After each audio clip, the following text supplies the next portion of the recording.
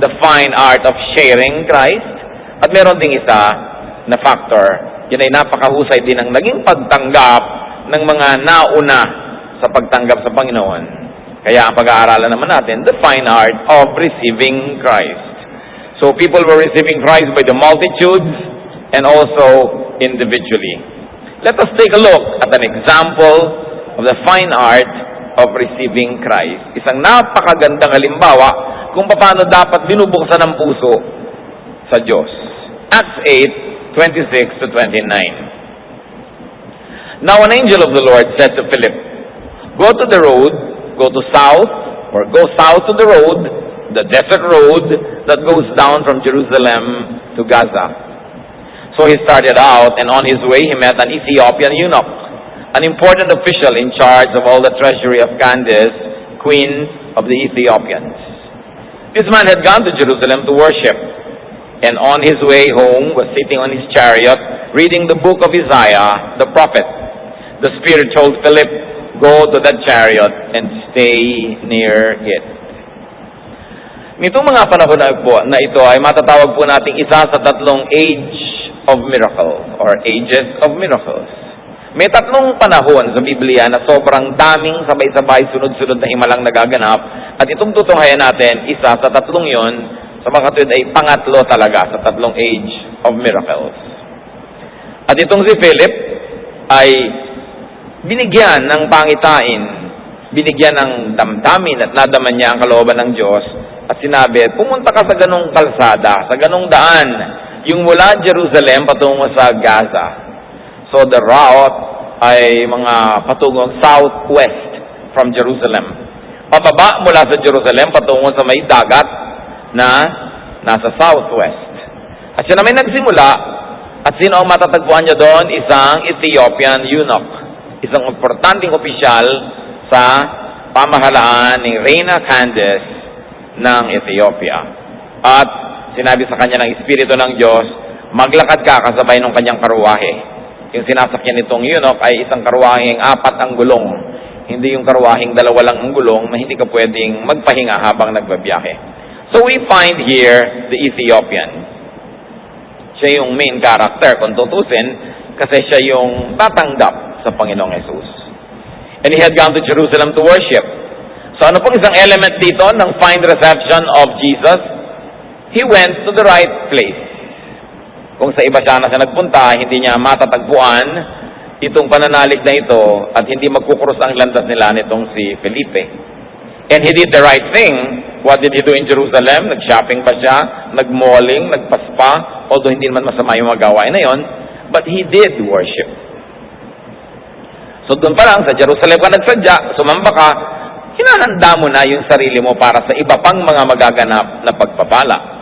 So obviously, this Ethiopian, though he was not a Jew, was a God-fearer, a Gentile convert. Ang tawag po nila doon sa mga hindi naman Hudyo pero nananalig kay Yahweh ay God-fearer. And he was on his way back home to do his duties. He was on the right road. Anong ibig sabihin lang natin? Hindi yung ruta na pinakamaikse mula sa kanyang pinuntahang Jerusalem patungo pa uwi sa kanyang bayan, kundi pabalik siya sa duty. God usually meets us when we are busy and productive, not when we are idle. Yung walang ginagawa, hinihintay lang nila ang mga leading ng Panginoon, bihirang dinarap na ng mga leading ng Panginoon yon.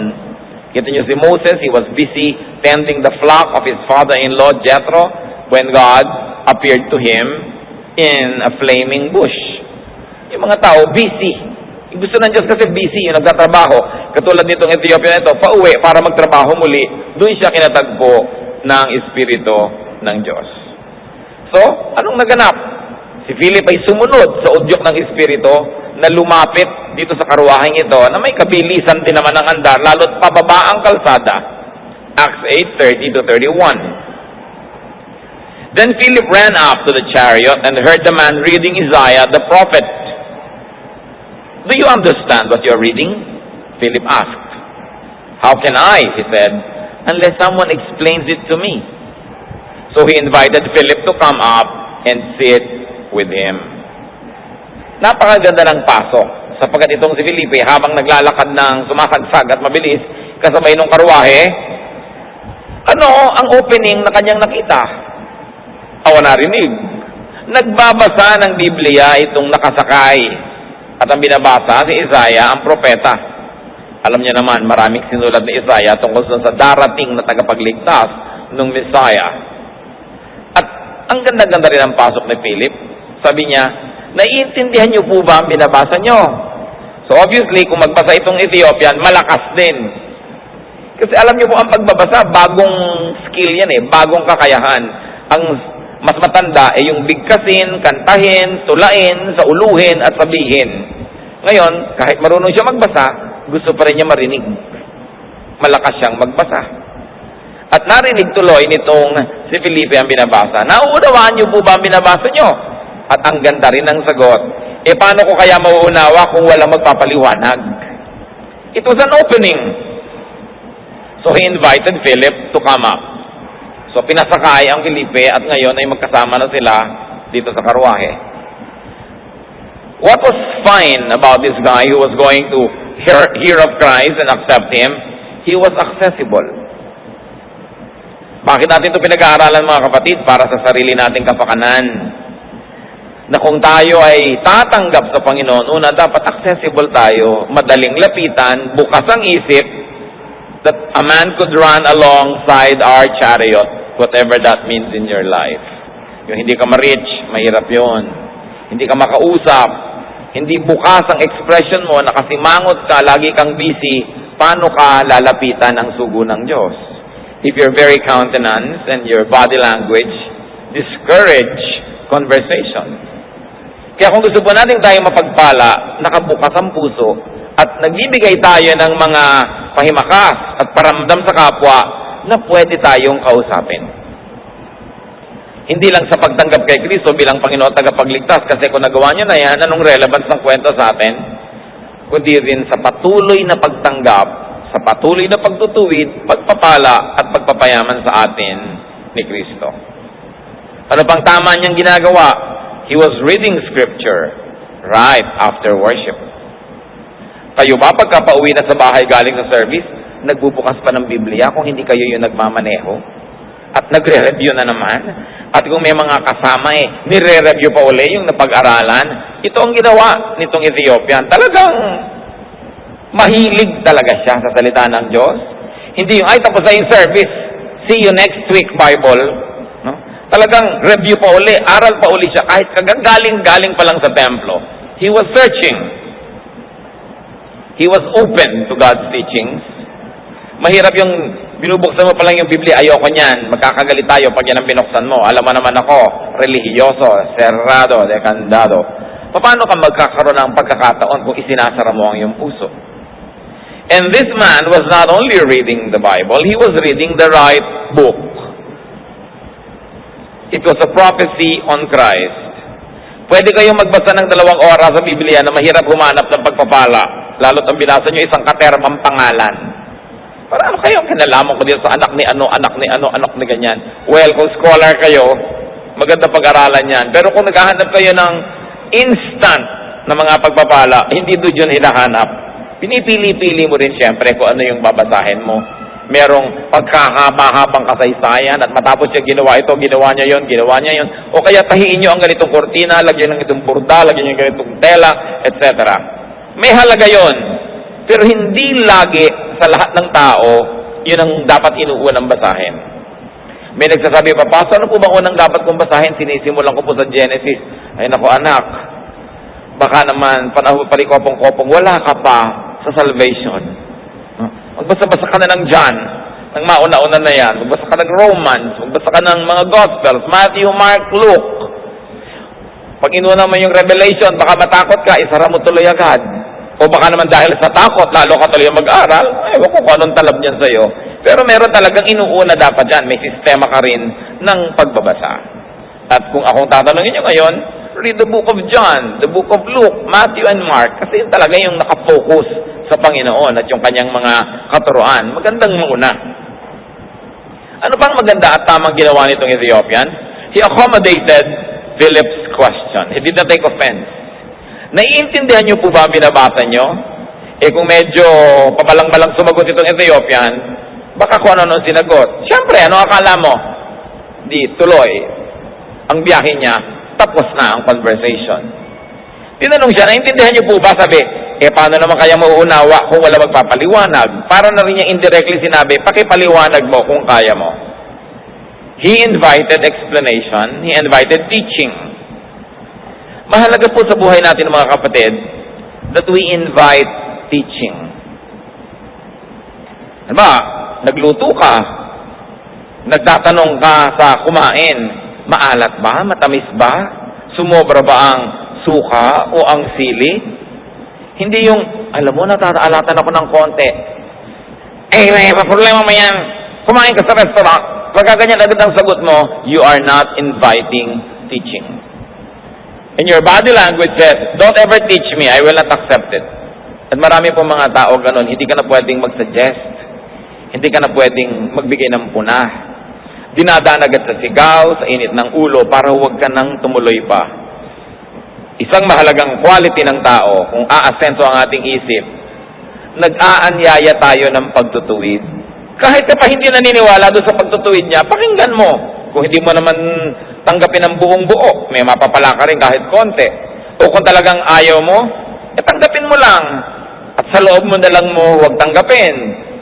Pero kung sa labas pa lang, hinaharangan na natin, para na rin natin sinabi sa ibang nanonood, kayo rin, huwag mangangahas na ituwid-tuwid ako o turuan ako, ha? Hindi ako makikinig.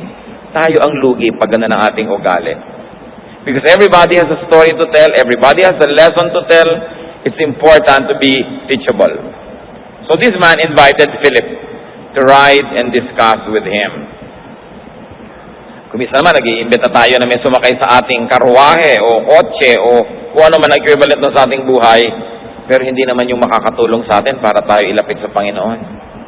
Kung sino-sinong kumisan nga, alam pa nating maglalayo sa atin sa Diyos, yung pa yung naiimbita. So ito yung mga ginawa niyang tama. Very, very fine art of preparing oneself for the Lord. Acts 8:32 to 33.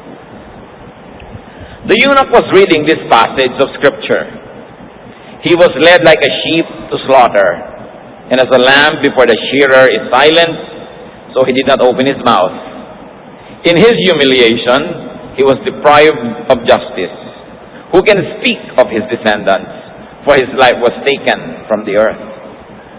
Isang prophecy, isang pagtanaw sa darating pa lang, tinutukoy ang isang tao, isang personalidad, na para raw tupa na nung dadalhin sa katayan, hindi man lamang umiyak o tumutol. Ganun po kasi yung mga tupa, kakatayin mo na tahimik lang. Hindi katulad ng ibang hayop na iskandaloso talaga. Kaya nga, ang ginawa sa Panginoon, ang description sa kanya, Lamb of God. Kasi ipapako na siya, tahimik siya, hindi siya nagwawala, hindi siya nag-iiyak, hindi siya nagkakalat. Marami pong nagsasabi nung uso pa ang silya elektrika sa Bilibid Prison sa Muntinlupa, kahit hardened criminals, kahit na mga siga-siga, pag uupo na talaga sa silya elektrika, talagang sabog ang luha at uhog at lahat-lahat ng pwedeng sumasabog sa nerbiyos, nagmamakaawa, umiiyak, sumisigaw, nagdadasal, basta lahat. Pero ang Panginoon, tahimik niyang tinanggap yung nangyayari. At ito yung tinutukoy, ito sa binabasa ng Ethiopian.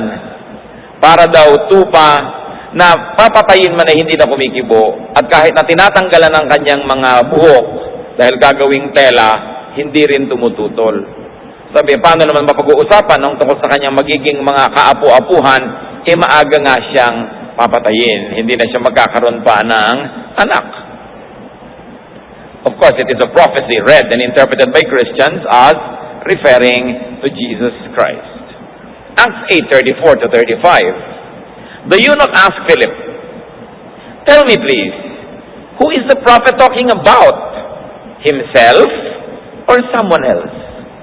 Then Philip began with a very passage of Scripture and told him the good news about Jesus.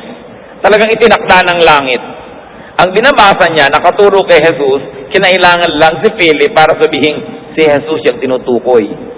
At yung binabasa mo, kapatid, history na yan. Merong current event. Natupad na yan. Pangyari pa lamang, bagong-bagong balita. Si Jesus ang taga Nazareth, siya yan. At namatay siya at nabuhay na muli. napunta kay Jesus ang usapan. Pag ang puso ng tao ay nakabukas, at yung nagsishare din ay marunong mag-share at spirit-led, siguradong pupunta kay Jesus ang usapan, kahit hindi pilitin. Ngayon, yun ang mga sinasabing soul winner sila, walang-wala sa tema ang usapan, pinipilit dalhin kay Jesus, kahit asiwang-asiwa yung style, naiinis lang tuloy yung nakikinig. May opening na tama kung sensitive ang yung spirit. But this man asked the right question. Ang galing magtanong. Kung ang talino ng tao ay nasusukat sa kanyang sagot, lalo itong nasusukat sa uri ng kanyang mga tanong. Kung ano-ano mga pinagtatatanong sa buhay, para mong na-x-ray, na ultrasound ang utak. What kind of questions do we ask? No? Kung minsan, kung ano-ano mga pinagtatatanong ng mga walang kakwenta-kwenta sa mga beauty contest, no? Yung pagka nagkaroon ka ng 10 milyon, anong gagawin mo? Siyempre sabihin niya, I'll give it to charity. I will take care of the children. No? And nature, etc. Siyempre, dahil sinasabi mo, if, di kaya niyang pumili ng sagot. Pag tinanong mo, nung nagkaroon ka ng extra 10,000 sa buhay mo, ano nang ginawa mo? Mas maintindihan mo ang pagkatao niya. Kasi madaling mag-imbento ng gagawin pa lang. Pero ang tunay na totoo sa atin, yung nagawa na natin. Kasi chances are, yun at yun ang uulit-ulitin mong gawin. Marunong magtanong. Tanong ng nag-iisip. May mga tanong kasing nakakainis madinig. Parang anong klaseng tanong yan? Ba't mo itinatanong yan? What a waste of time.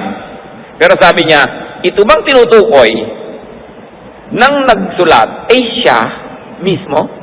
O iba pa? Talagang huling-huli yung sagot. Sabi, iba pa yan. Si Jesus na taga Nazareth. Bullseye, kumbaga. Acts 8:36.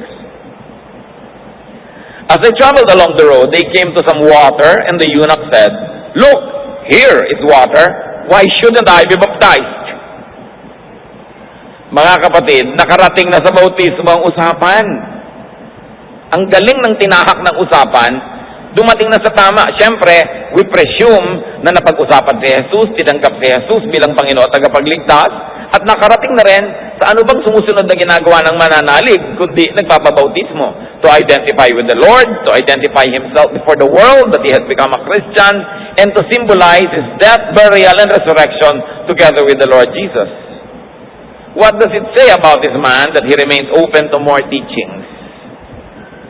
Hindi siya, o sige, tapos na si Jesus, baba na, niya, ano pa, at nakarating sa bautismo. So he got baptized. Magaling ang taong ito. Sunod-sunod ang mga tama niyang ginagawa. Sa atin man mga kapatid, kung tumanggap na tayo sa Panginoong Jesus, it is good to follow the Lord in the water baptism. Dahil siya man nagpabaptize, so wala dapat excuse o walang exempted. Sasabihin iba, ay nabaptize na ako nung maliit pa ako. Alam mo ba yung ginawa mo noon? Ikaw ba may pasya? Kasi kung hindi ikaw, nakita niyo po, si Jesus, nung nagpabautismo, may edad na siya, about 30 years old. Kasi ikaw dapat na nagpapasya na gusto mo na magpabaptize. No? Kasi kung hindi mo alam yung ginawa sa'yo, hindi wala namang kahulugan sa'yo yon. Kaya kung mature ka na, ngayon walang nalaman na ganyan mga bagay, and you have accepted Jesus as Lord and Savior, like this man, it is good to follow the Lord's example, magpabautismo.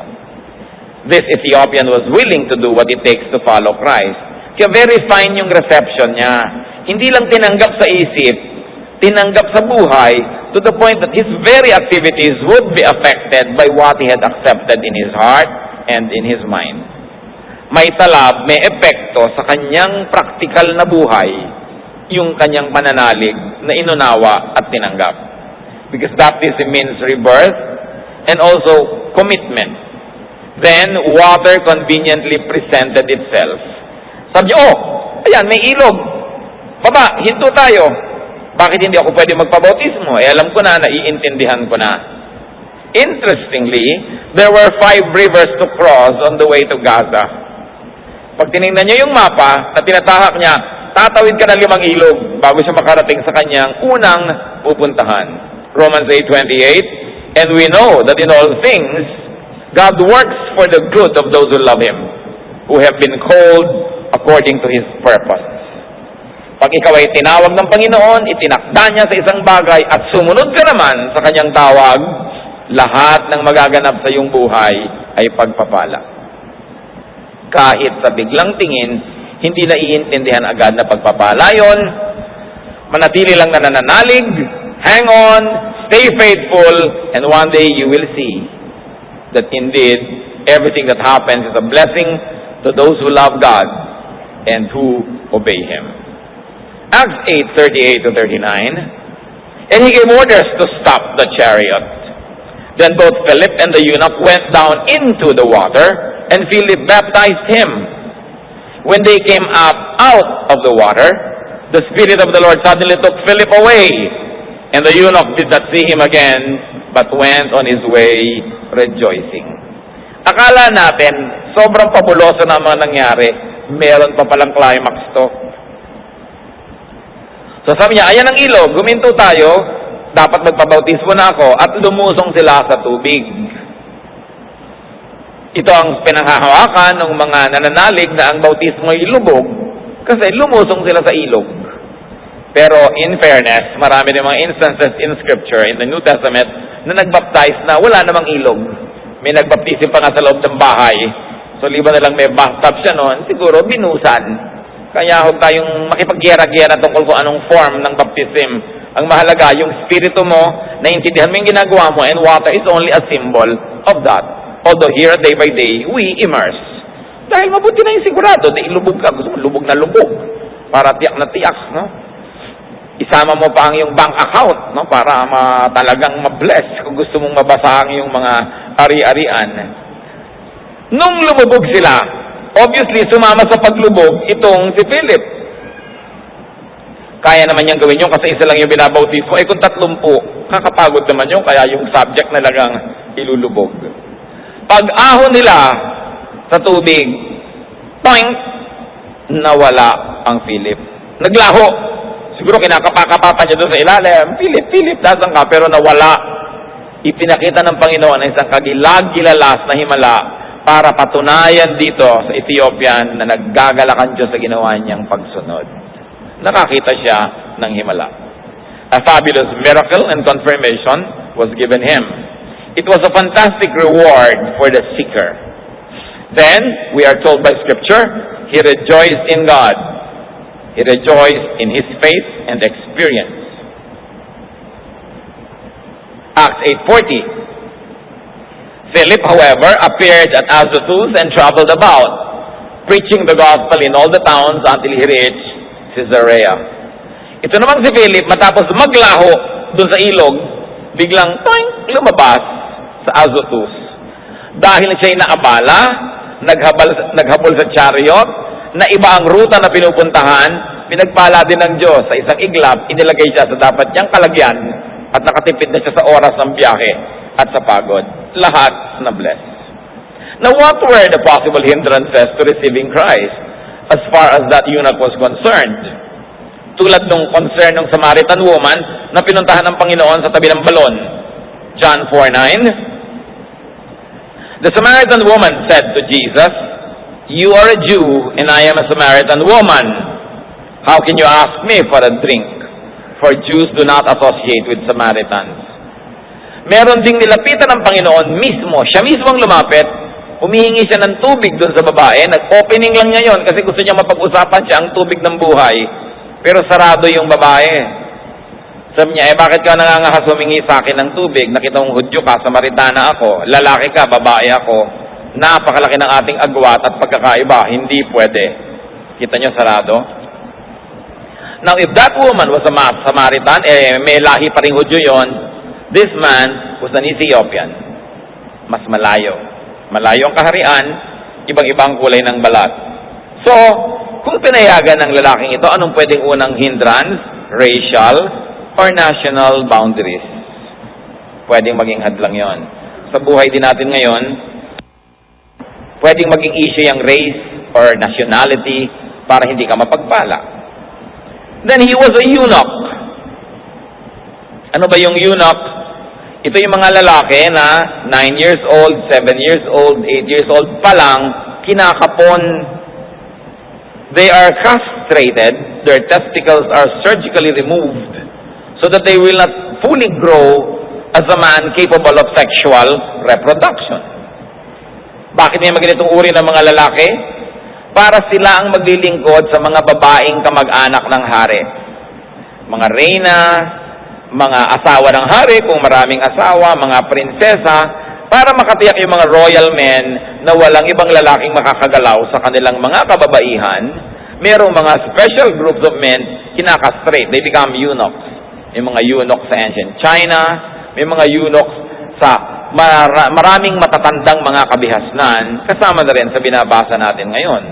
Ngayon, culturally, many of those eunuchs are considered neither as male or female. Or sometimes they are considered as both male and female. Kung yon ginawang issue, kung si Philip ay maarte at ayaw niyang makisakay sa karwahe na may kasamang eunuch, o yung eunuch mismo ay nakadevelop na ng social complexes na ginagawa niyang issue yung kanyang gender or situation, maaaring naging hadlang yun at hindi siya napagpala. So ang kanya ring nilampasan, gender issues and gender barriers. Hanggang ngayon, kung papayagan nyo na maging issue ang gender, pwedeng mahadlangan ng pagpapala sa atin. Pwede mangyari. Ay, ayokong makinig dyan sa speaker kasi babae. Gender issue yon. Ayokong makinig sa speaker kasi lalaki siya. Hindi naman niya naiintindihan ang problema ng babae. Kung babae nagsasalita, pwedeng gender issue yon. Pwede rin ayokong makinig sa speaker na yan dahil hindi ko malaman kung babae siya o lalaki siya. Pwede rin maging issue yon. Pag pinayagan yung maging hadlang yon, pwedeng humadlang. Pero hindi pinayagan to ng eunuch at hindi pinayagan ni Philip. Another issue is social status. He was the finance minister of Queen Candace. He was very high and very influential. Therefore, he had a very high social and political status. Kung sinabi niyang, sino ba tong Philip na to para makiangkas, hindi ko siya isasakay, hindi sana siya napagpala. Kung minsan, meron kang PhD, engineer ka, lisensyado ka, lawyer ka, tapos yung Bible study leader mo, nag-aaral lamang sa ilalim ng puno ng nyog, ayaw mong makinig. Kasi sabi mo, mas marunong pa ako dyan, ba't ako makikinig? Pero alam niyo ang karunungang espiritual, bagamat nakakatulong kung meron tayong technical and academic knowledge, malaking tulong yon. Pero pag pinagpala ka ng Diyos, at ang Diyos ang nagbubuka ng iyong bibig, mapagpapala rin yung makikinig kahit mas edukado pa nga siya. So sometimes, ang mahirap turuan, hindi naman yung walang edukasyon, kundi yung dami ang edukasyon, yumabang na tuloy at ayaw ng pasakop at ayaw na makinig.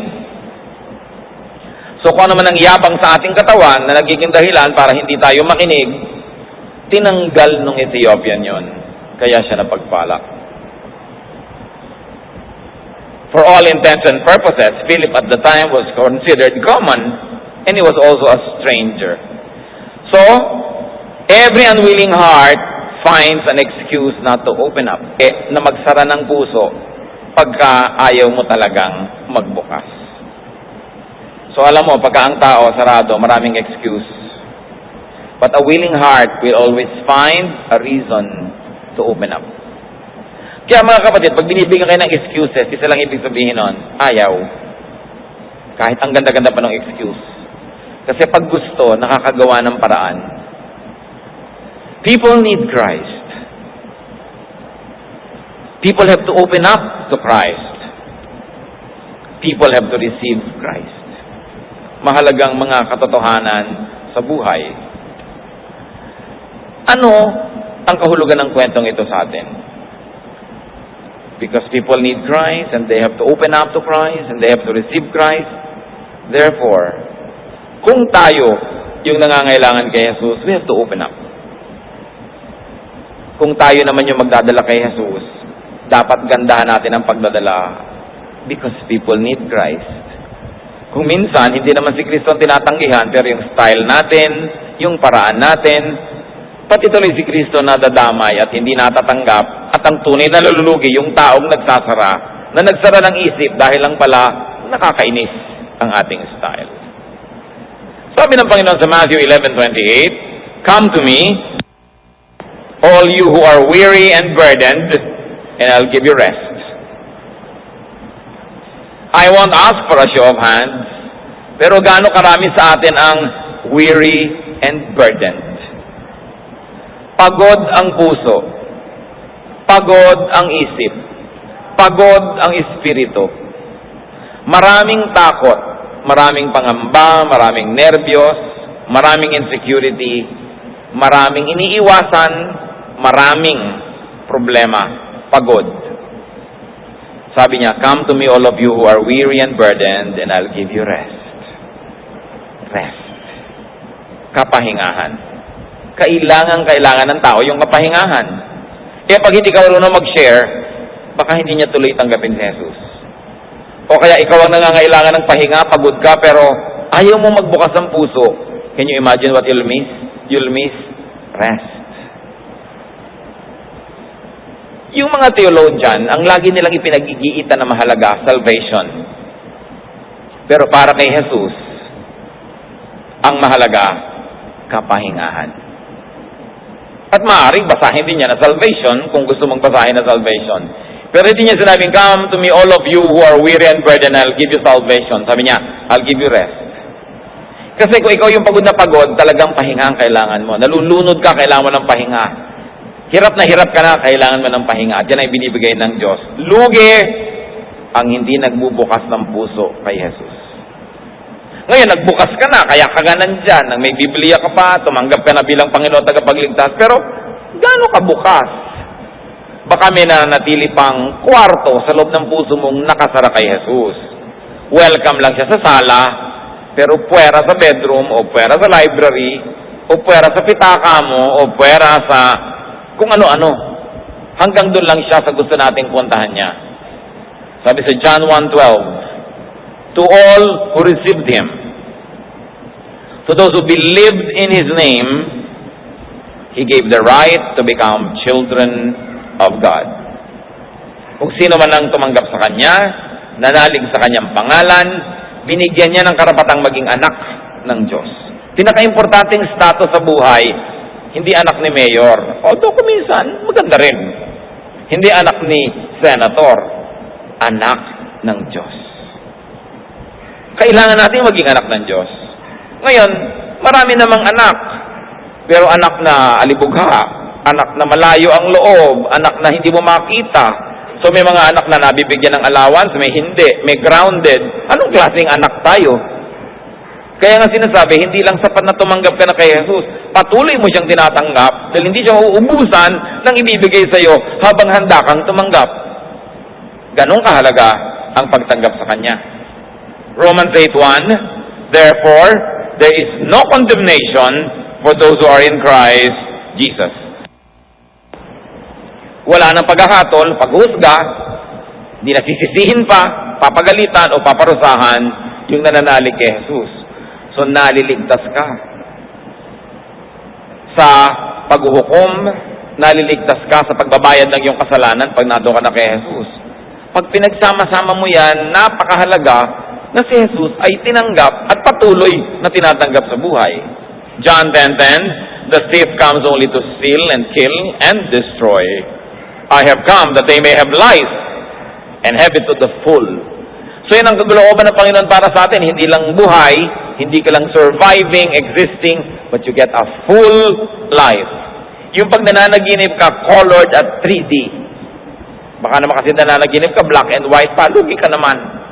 Sabi ng Panginoon, hindi lang sapat na buhay ka, dapat may buhay ang iyong buhay. May sigla, may saya, may excitement. Bagamat syempre, may luha, may pait, may sakit din at may hirap. Pero nakakaranas ka nung mga magagandang mga moments dahil meron kang full life. All of this tell us only one thing: people need to believe in Christ. Not only as Savior. Madali sa ating maniwala sa Kanya as Savior. Tatanggapin mo nga agad as Savior but also as Lord. Na matapos mong minsang tanggapin siya na Savior, minu-minuto, araw-araw, day by day, tinatanggap mo siya patuloy na maging Lord.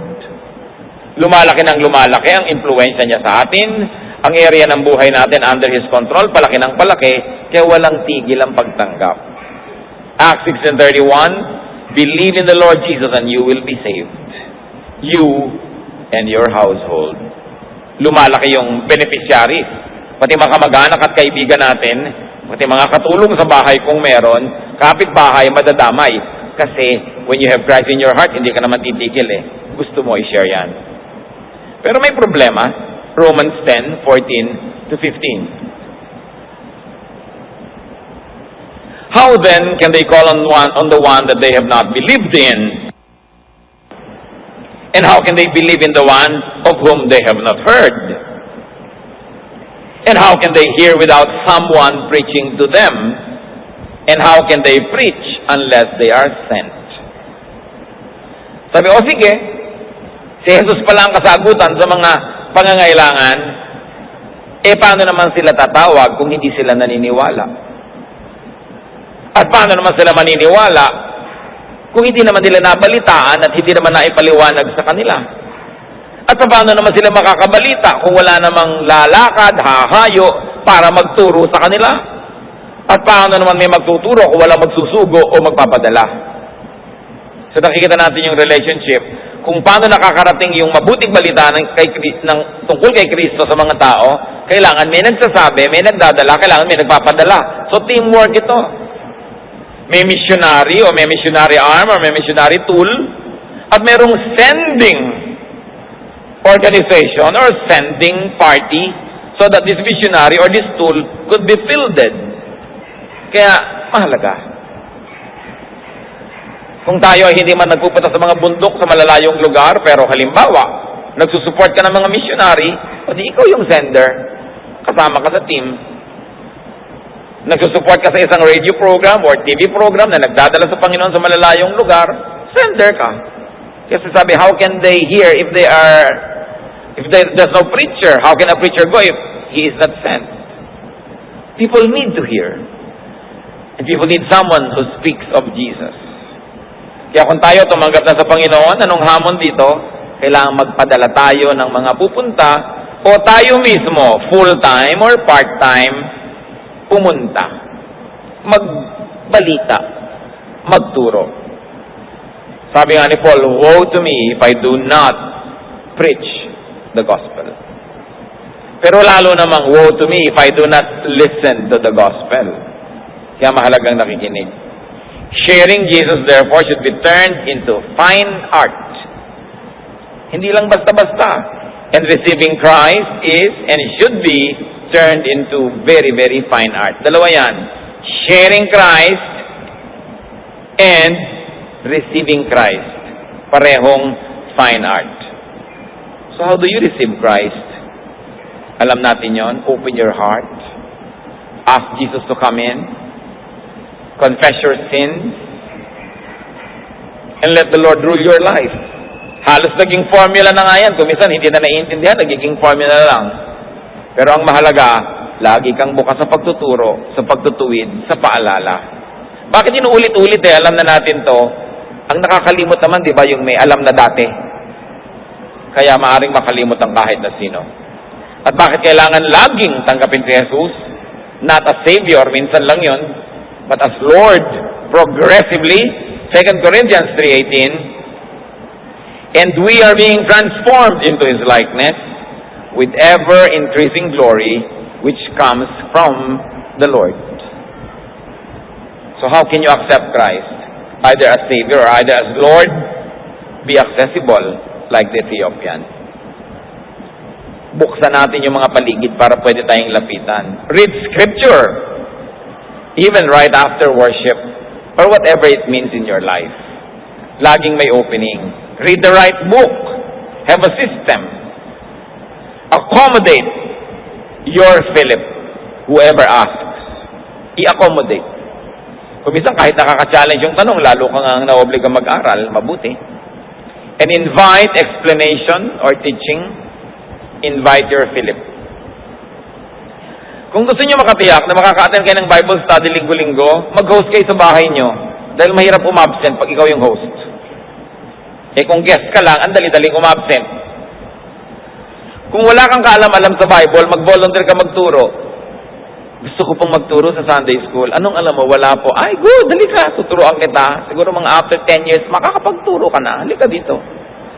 Kesa naman wala kang gawin, Alam nyo, mag-aral man kayo o hindi, darating din yung 10 years. At pag dumating yun, sasabihin mo, sayang, kung sinimulan ko na nun, tapos na ako ngayon. Siyempre, hindi naman talaga 10 years yun. Malay nyo, 9.5 dahil ang bilis nyo. Pero ang point, you've got to invest time. And you've got to commit. Kailangan ipasubo ang sarili. And then invite Philip into your life.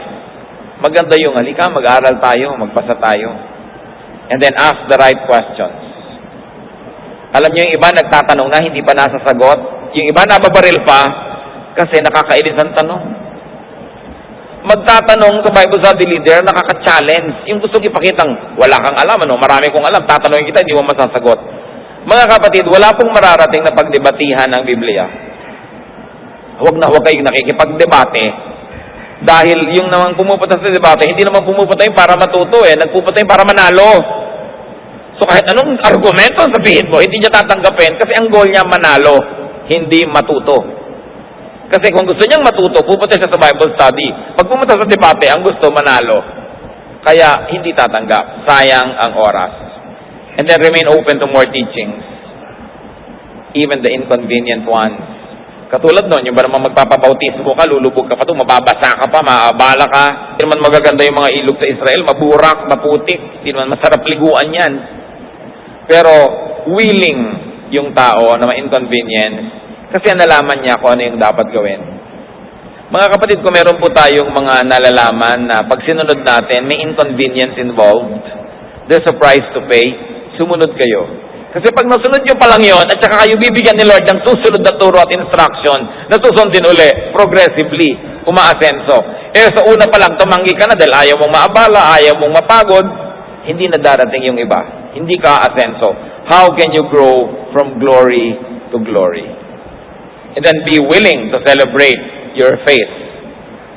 And be willing to accommodate other people that you can bring to the Lord. If you need be, get baptized, whatever it means in your life.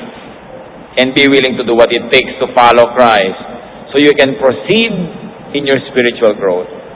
Then rejoice in God, rejoice in your faith and experience. Why do you have to rejoice? Rejoicing is a decision. Ipagdiwang nyo yung pananalig. Hanapan nyo na maipagdiriwang yung pananalig. Katulad na nawala si Philip, nagdiwang siya. Yung iba siguro malulungkot, ay nasan siya, nawala na siya, namiss ko na siya, may tatanong pa sana ako, isasama ko na sana sa bahay. Marami tayong mga sana. Yung nagaganap tanggapin at hanapan ng advantage. Because everything has an advantage. And if you like, a disadvantage. Nasa iyong pananaw yan. Naghimala ang Diyos na wala si Philip. Obvious yun na miracle. Pero alam niyo, tulad ng Ethiopian, tayo man, pinaghihimalaan ng Diyos sa maraming paraan. Dapat lang, buksan natin ang ating puso, isip, na makita na may himalang nagaganap. Kasi naghihimala ang Diyos sa lahat sa atin. Hindi magkakamukha ang himala at hindi laging merong nagiging invisible, pero maraming himala. Usually tahimik. Yung pagbabago ng ating loob, pagtahimik ng ating kalooban, pagganda ng ating ugali, yan ang mga pinakamagagandang mga himala. And rejoice, and decide, and strive to be happy.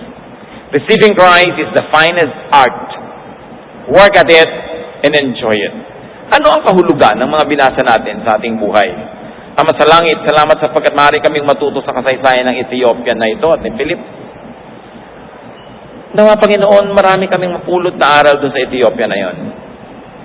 Maging handa kaming mag-aral, ibukas sa aming isip, patuloy kaming maging bukas sa iyong katuruan, sa iyong messenger, at kung kailangan may inconvenience para kasundin, ituro mo sa amin, Lord, na gawin ito.